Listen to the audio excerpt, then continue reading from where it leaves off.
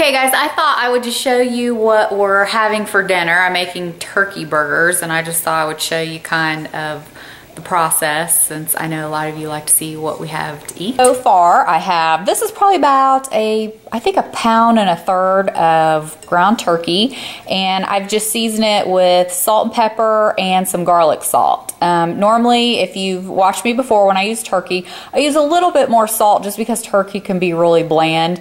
If it was ground beef, I would use garlic powder instead of garlic salt, but I find it really needs a little bit of extra salt, and I don't really use that much anyway.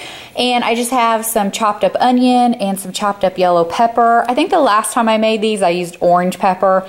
You can use whatever you have on hand. Obviously, the orange, red, or yellow are going to be more sweet than the green, and I personally don't like green pepper that much. So this is what I have so far, and then I'm gonna just mix it up and I'll show you what it looks like then. Okay, so we got the patties ready. This is what they look like.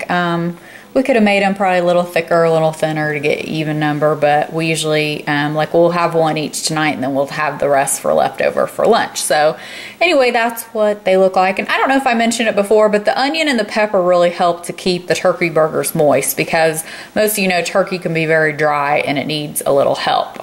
So we have some lettuce and tomato going. We're gonna put cheese, the trusty Fritos, because like I've said, I love Fritos. I'm a chip fanatic. I'm gonna have mine on the sandwich round. Hubby's gonna have his on a bun. And then we thought we'd also have, these are the Bush's Baked Beans Original, which we love. And the turkey burgers are coming along, they look good. So here's the finished product. You can see turkey burger. I feel like it's gonna fall apart with the tomato on it. Cheese, lettuce, tomato. I actually use the olive oil mayonnaise. I like that. Baked beans and some chips. I always have to have something crunchy with a sandwich, so that's why I'm a big chip eater with something like this. So anyway, thank you guys so much for watching. I hope you have a good night and we'll see you next time. Hi guys, well I'm making chili and I thought I would show you. I'm just right now sauteing up some onion and pepper. I'm using an orange pepper because if you saw our Costco haul, then you saw I had, you know, a ton of peppers. We mainly bought them to make stuffed peppers, which I have a blog recipe for that if you're interested. So basically I just saute up, it typically would be green, just so you know. I saute up a little bit of onion and pepper and a tiny little bit of olive oil, and then I'll add the ground beef. And I'll show you that as I go along, you know, with each step I'll show you. Okay, so here you see I've added the ground beef, and I've used this with turkey or ground beef, just to let you know. The ground beef was on sale. It was the Greenwise brand from Publix, if you're familiar. That's the one that has like no added antibiotics or anything like that. It is really, really lean though, so before I added the ground beef, I actually added a little bit more olive oil. And when it's really lean ground beef or turkey, I will add some oil and not bother draining it because it'll end up absorbing, and that way it's just not too dry. I've also added some salt and pepper, and then I'm just gonna mix that up and brown the ground beef, you know, and I like it always really finely chopped up. So I'll just keep working with that, and then I'll show you, you know, as I add things then. So after the ground beef is all finished and it's nice and brown, I'm going to add chili beans. This is just medium sauce. Just make sure, you know, you get any kind you want, just as long as they're chili beans. And then I also add some kidney beans. The kidney beans I drain and are rinsed, but I do not rinse the chili beans because they come in a sauce and you want that sauce in there. And then I use a can of diced tomatoes, and this is the 28 ounce. I used to use a smaller one, but I found out sometimes I was adding water then because it wasn't enough liquid. And years ago I actually used to use tomato juice, but I found that was way too acidic, and we really weren't liking that, and my husband likes it a little bit thicker. So I found just using the canned tomatoes works out fine, and if I use the bigger can, you can see compared to these, I think this is gonna work great. And these are just the spices that I put in it. Basically when I put the ground beef in, I'll salt and pepper it, as I showed you. Just salt and pepper it to taste. You can eyeball it, you know what you like. And then when I'm using ground beef, I typically will use a little bit of garlic powder because we've already got onion and pepper in there. Chili powder, of course, that's going to be your main thing. And then some cumin. Now with these, if you watch any of my other videos, like when we made tacos or anything, I just eyeball them. I can kind of tell. And then you also get a little bit of flavor from your chili beans, don't forget. So, you know, you just season it how you think you would like it. I would probably say maybe a tablespoon to 2 of this, maybe the same for that. But again, you know, I don't know how you flavor things and how you like it. That's just how I do it.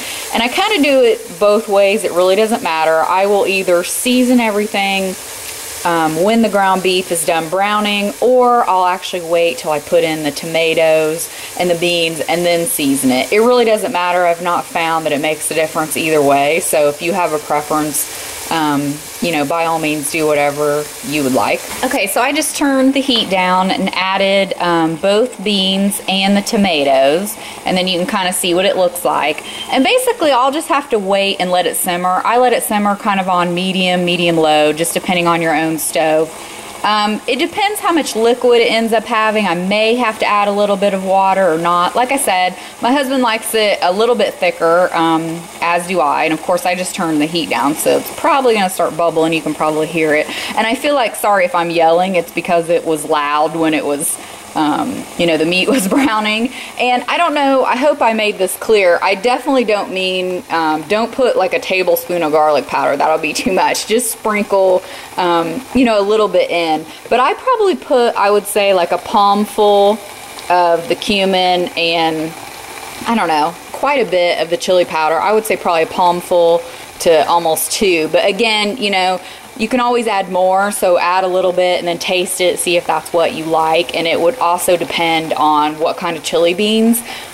We like a lot of beans, speaking of, so if you don't like a lot of beans, then, you know, by all means just leave out the chili beans, or you can leave them out altogether. But this is just the way, you know, we've kind of always done it. So anyway, this is just going to simmer for a little bit, and then I will check back in and show you what it looks like, you know, as it's getting closer to being finished. Okay guys, so this has been, I took it off the heat, and I wanted you to see it before I stirred it, how much liquid it had, because it always looks really thick when you first add the tomato, but then once it's on the heat, you know, it'll get thinned out a little bit. So you can see it has quite a bit still, but once I stir it up, it'll be a little thicker. And then, so it's not too thick that you can still add things in it, like crackers or cornbread or Fritos or whatever you like, you know, and so it's not too thick. And I just wanted to say, of course, if you are somebody who likes chili really spicy, you know, definitely add in hot sauce or whatever. My husband and I like things spicy, but it doesn't like our skin. So we usually kind of try to have it middle of the road. And then also, I'll just show you, we normally add like a little bit of sour cream. Again, the Fritos, I could eat Fritos every day.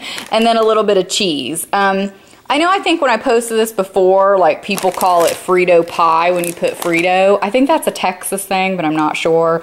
We're not from Texas. I have no idea where that came from. We just put Fritos in it. And that's the way we like it. Like I said, I could eat Fritos with anything.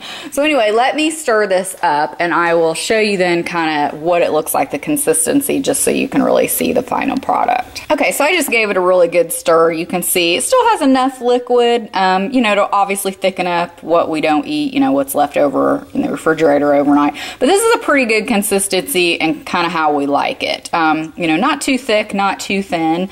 I know some people like it maybe more thick with just more ground beef, or like really runny, you know.